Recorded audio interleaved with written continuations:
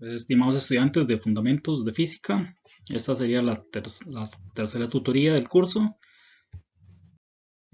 correspondiente al capítulo.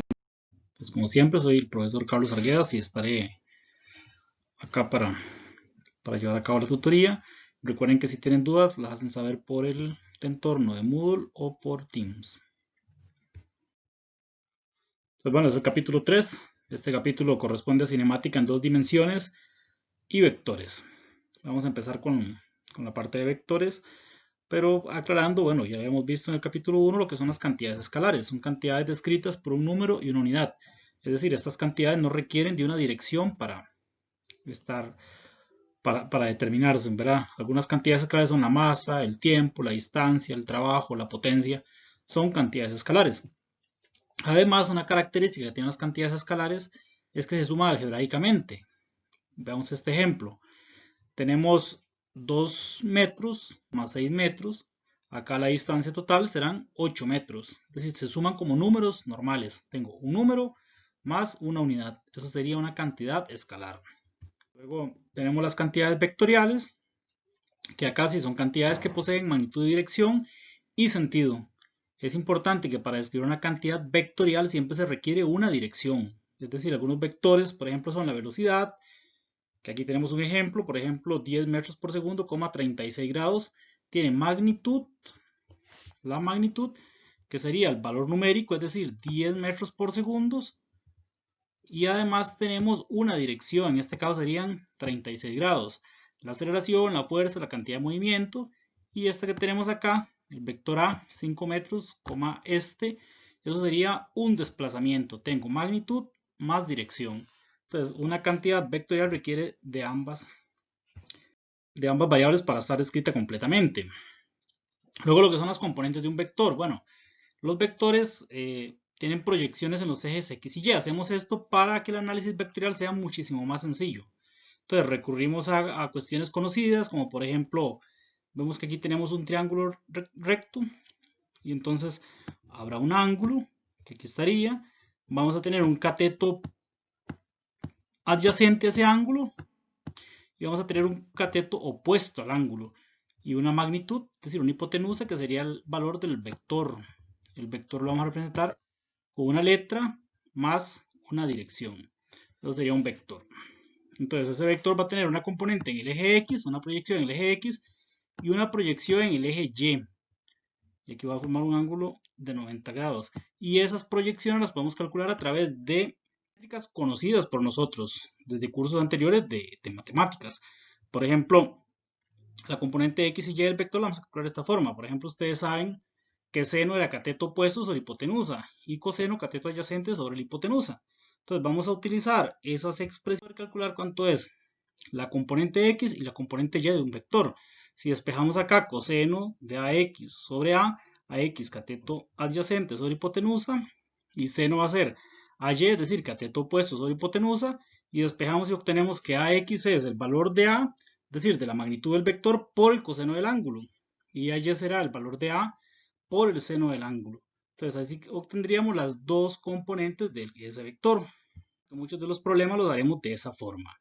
Vamos a hacer un pequeño ejemplo para que vean cómo se utiliza esto. Dice, calcule las componentes del vector representado en la figura. Entonces, para calcular las componentes se debe expresar el vector en la forma magnitud, dirección. Acá es importante algo, la magnitud nos la da acá, que sería 30 metros, por ejemplo, y el ángulo, no utilizaríamos 47 grados. Siempre vamos a utilizar el ángulo medido a partir del eje X positivo. Es decir, yo sé que desde 0 grados, bueno, aquí habría un 0 y aquí estaría 180. Entonces, si yo a 180 le resto 47, voy a tener 133. Entonces, el vector como tal con el que voy a calcular las componentes sería 30 metros, 133 grados. ¿De dónde sale el 133? Repito nuevamente, 180 menos 47. Siempre tienen que hacer esas salvedades cuando hacen problemas de signos de las componentes, los signos correctos de cada componente. Entonces aquí lo pongo para que lo recuerden. El ángulo 133 es medido a partir del eje X positivo, de dónde está el vector. Ahora sí, la componente X, ¿cómo la calculamos? Agarramos el valor de la magnitud, que era 30 por coseno de 133, lo hacen en la calculadora. Fíjense en que la calculadora está en modo DEC y esto me dará menos 20,46 metros. Tiene lógica porque este ángulo está en el segundo cuadrante. Y la componente Y sería 30 metros por seno de 133 y me dará 21,94.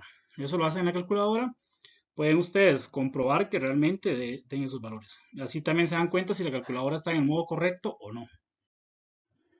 Y recordar esto, que también es algo que se ve mucho en matemáticas.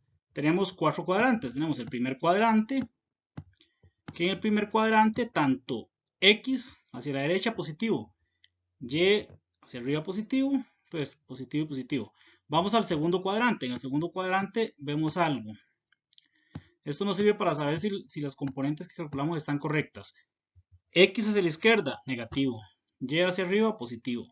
Vamos al tercer cuadrante y en el tercer cuadrante vemos que tanto X como Y son negativas. ¿Por qué? X a la izquierda, Y hacia abajo. Y en el cuarto cuadrante, lo que observamos es que X es positivo y Y es negativo. Si ustedes observan, el primer cuadrante y el tercer cuadrante son especulares. Aquí ambos son positivos, aquí ambos son negativos.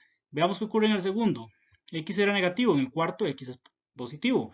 Y era positivo y acá son negativos. ¿Ves? Son como espejos uno del otro. Pero sí es bueno que recuerden esto para cuando calculen mayor de 90, el signo de las componentes va a cambiar, ¿verdad? Tienen que tenerlo presente. Ahora calcule la magnitud y dirección de un vector. Bueno, si usted conoce ambas componentes, AX y AY, se puede calcular la magnitud utilizando el teorema de Pitágoras, que es ampliamente conocido, y la dirección con el inverso de la función tangente. ¿Por qué la función tangente? Porque es la que asocia ambas, el cateto opuesto y el cateto, ambos catetos, ¿verdad? Que es lo que nosotros conocemos. Si nos dan a X y a Y, conocemos los catetos, y con la función tangente podemos calcular el ángulo. Un ejemplo, bueno, veamos esto, el teorema de Pitágoras era C al cuadrado es igual a al cuadrado más B al cuadrado. En términos de vectores sería A al cuadrado es igual a X al cuadrado más AY al cuadrado, ¿verdad? Si quiero magnitud, lo que hago es despejar y me quedaría que A es igual a la raíz de X al cuadrado más Y al cuadrado. Esa es la magnitud del vector. Vean que esto está entre barras. ¿Qué significa eso? Que la magnitud de un vector siempre es positiva. Siempre es positiva. ¿Y el ángulo cómo lo calcularía? La función tangente es cateto opuesto sobre cateto adyacente. Sustituyo, cateto opuesto es a Y, cateto adyacente es a X. Y el ángulo será el inverso de la tangente, porque lo vamos a despejar, ¿verdad?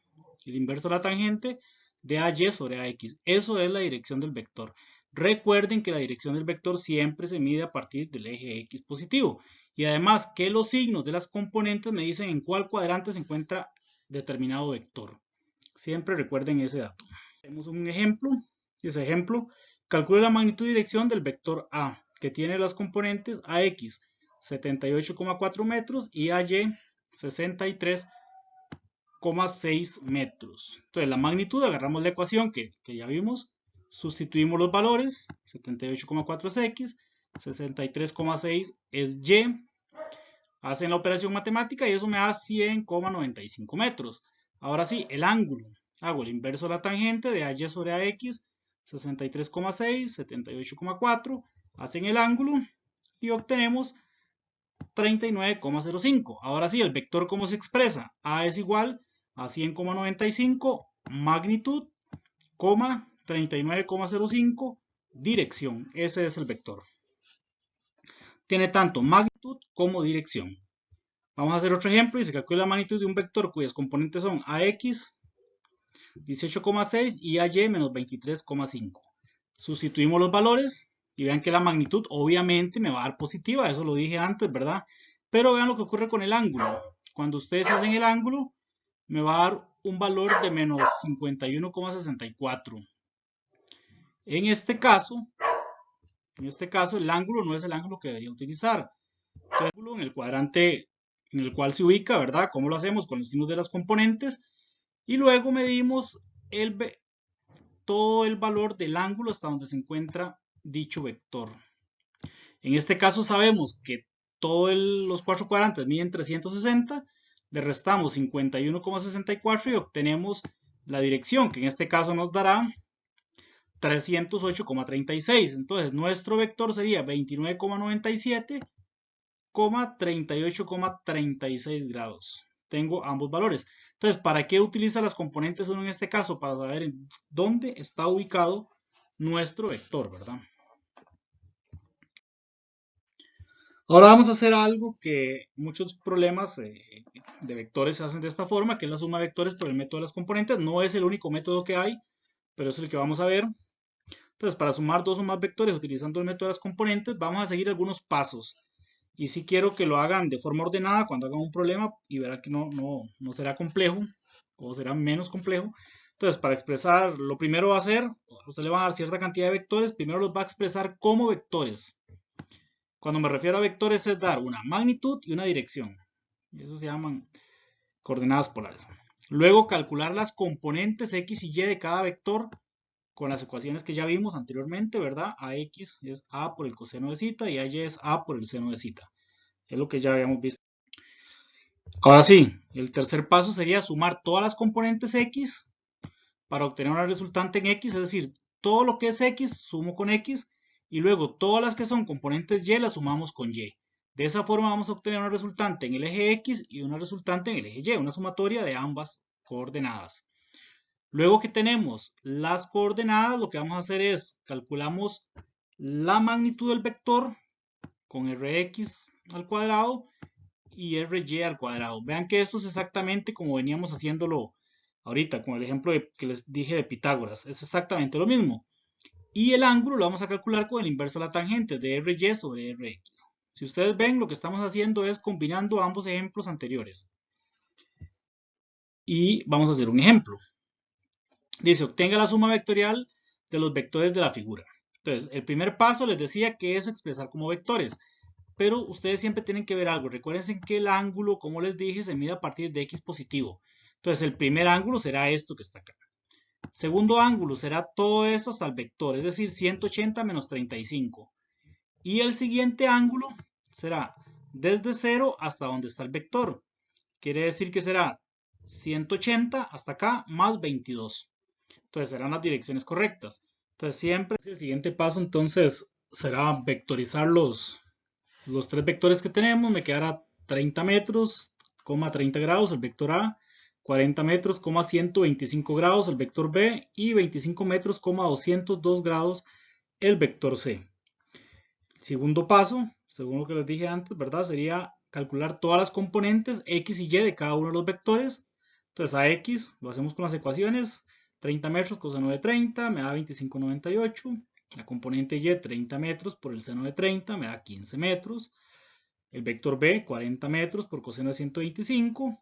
Obtendré la componente b en x, que sería menos 22,94.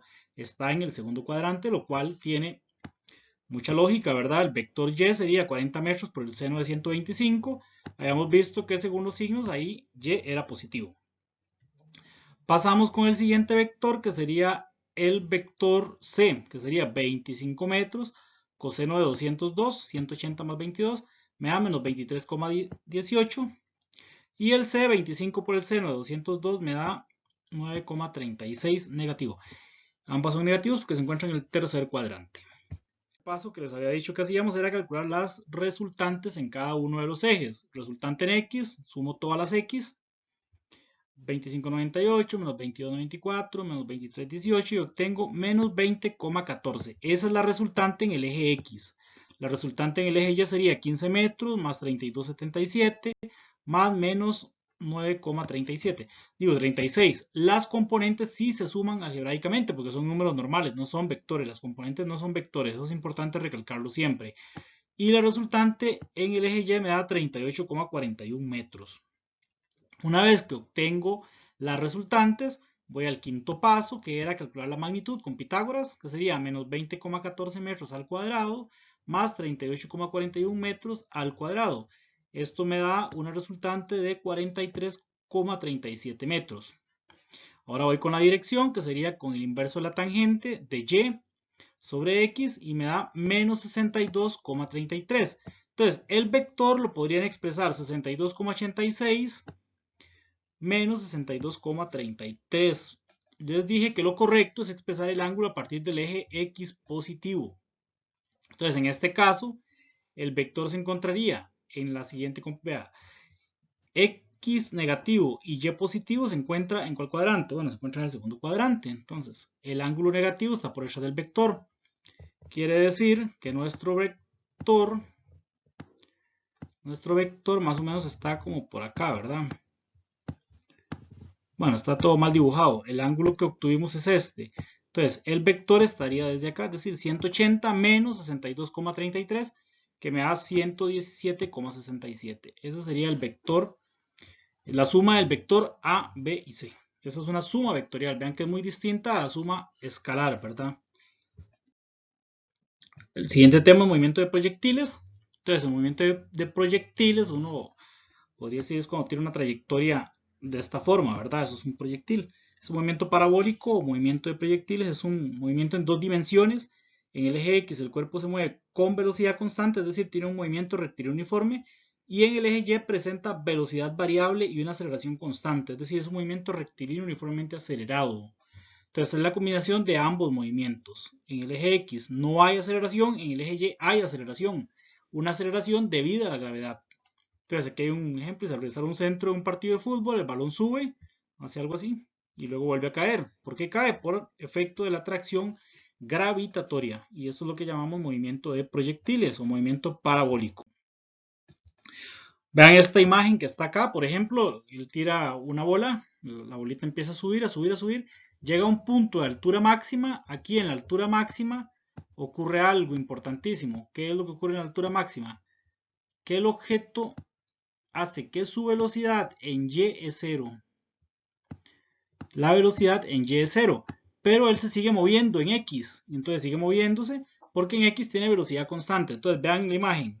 Y, conforme él va subiendo, la velocidad en Y se va haciendo más pequeña, más pequeña. Llega aquí a un punto donde es 0. X no cambia, es exactamente el mismo vector. Luego, cuando vuelve a caer, la velocidad en Y va aumentando con valores negativos y X sigue siendo constante. Eso es lo que ocurre en el movimiento de proyectiles. Entonces, algunas características del movimiento de proyectiles. Bueno, tenemos que es un movimiento simétrico, ¿verdad? Cuando el cuerpo sube, la velocidad en el eje Y disminuye y cuando va cayendo, la velocidad en Y va aumentando con valores negativos, lo que les mostré con la imagen. En el eje Y la velocidad variable es 0 en la altura máxima. Y en el eje Y vertical, es decir, la aceleración es igual a la gravedad. Cuando el objeto va subiendo, esa gravedad negativa, cuando va bajando es positiva. En el eje horizontal, es decir, en el eje X, el cuerpo se mueve con velocidad constante, por lo que no hay aceleración. La aceleración en el eje X es 0. Y además el tiempo de subida es igual al tiempo de bajada. Eso cuando el movimiento es simétrico, es decir, cae a la misma altura del que fue lanzado. Y esto es importante también, el ángulo de alcance máximo para un proyectil es 45 grados. Recuerden, ángulo de alcance máximo 45 grados. Y también tenemos el tiro semiparabólico, que es un caso de movimiento de proyectil, como que un objeto cae de una mesa. Acá sale solamente con velocidad en X, que no va a cambiar en todo el movimiento porque la velocidad en X es constante. Y en el eje Y lo que tiene es un movimiento de caída libre. Entonces va a ir aumentando la velocidad conforme él va cayendo. Va a depender del tiempo y de la aceleración, que en este caso es 9.8, ¿verdad? Metros por segundos al cuadrado. Las ecuaciones, casi siempre lo primero que vamos a obtener en el movimiento o calcular el movimiento de proyectiles va a ser las componentes X y Y de la velocidad, que vea que es exactamente lo mismo que vimos en vectores, la componente X con coseno de zeta, la componente de la velocidad inicial con el seno de zeta. Luego tenemos estas ecuaciones que si ustedes las recuerdan son las mismas de movimiento rectilíneo uniformemente acelerado. Vy es igual a v sub 0y más aceleración en y por el tiempo. Y es igual, o delta y es igual a velocidad inicial en y por el tiempo, más un medio de la aceleración por el tiempo al cuadrado. Velocidad final en y es igual a velocidad inicial en y al cuadrado, ambas, más 2 por la aceleración por delta y. Recuerden que la aceleración de movimiento de proyectiles es la gravedad, es decir, 9.8 metros por segundos al cuadrado. Luego vamos a hacer un ejemplo de movimiento de proyectiles. El ejemplo dice lo siguiente: un balón de fútbol se patea al nivel del suelo y sale con una rapidez de 18 metros por segundo, formando un ángulo de 38 con respecto a la horizontal. Entonces vamos a imaginarnos que es algo así. El objeto lo patean acá, él sale con una velocidad y vuelve a caer, ¿verdad? Entonces, esto que me están dando acá es el ángulo con el que sale, es decir, el ángulo zeta. Y lo que me piden que calcule es la altura máxima, es decir, cuánto es y máximo, es decir, como vamos a ver, la altura máxima más o menos está por acá, ¿verdad? Entonces, ¿cuánto es y máximo?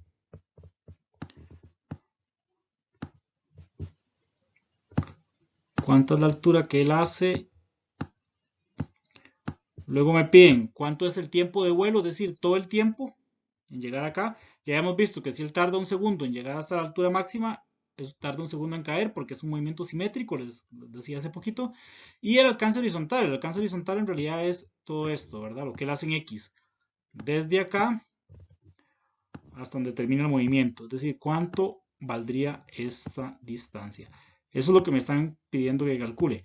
Entonces, altura máxima, tiempo de vuelo y cuánto es el alcance horizontal. Entonces lo vamos a hacer por partes. Lo primero les decía, podríamos iniciar calculando las componentes de la velocidad inicial, Vx y V sub 0y. En este caso, V sub 0x es velocidad inicial por el coseno de zeta. Y acá tendría velocidad inicial 18 metros por segundo por el coseno de 38, que me daría 14,18 metros por segundo.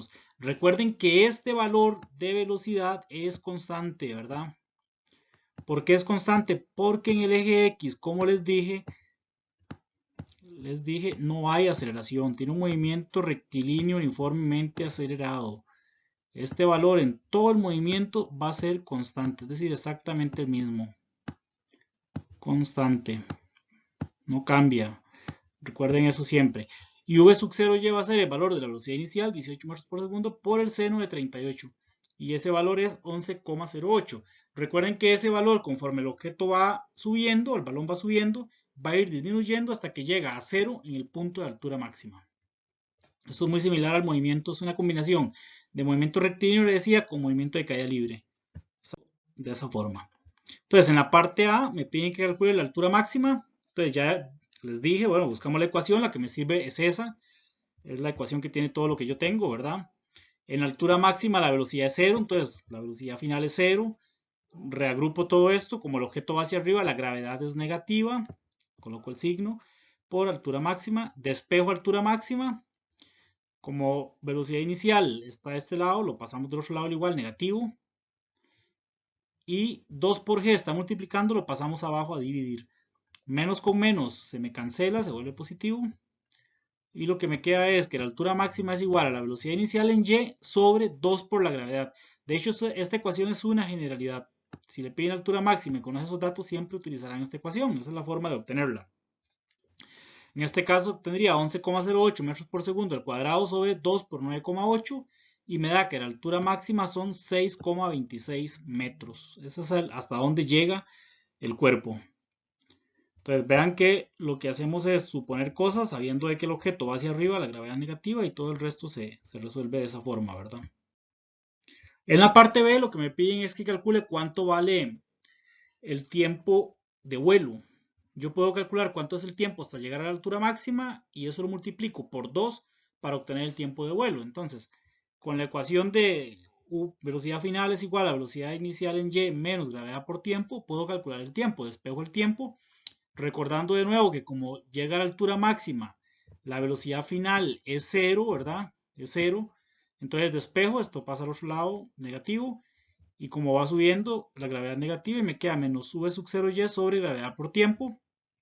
Se cancelan los signos y vean que eso tiene que tener mucha lógica. Los tiempos negativos no tienen sentido físico, ¿verdad? Entonces 11,08 metros por segundo lo divido entre el valor de la gravedad y esto me da un tiempo de 1,13.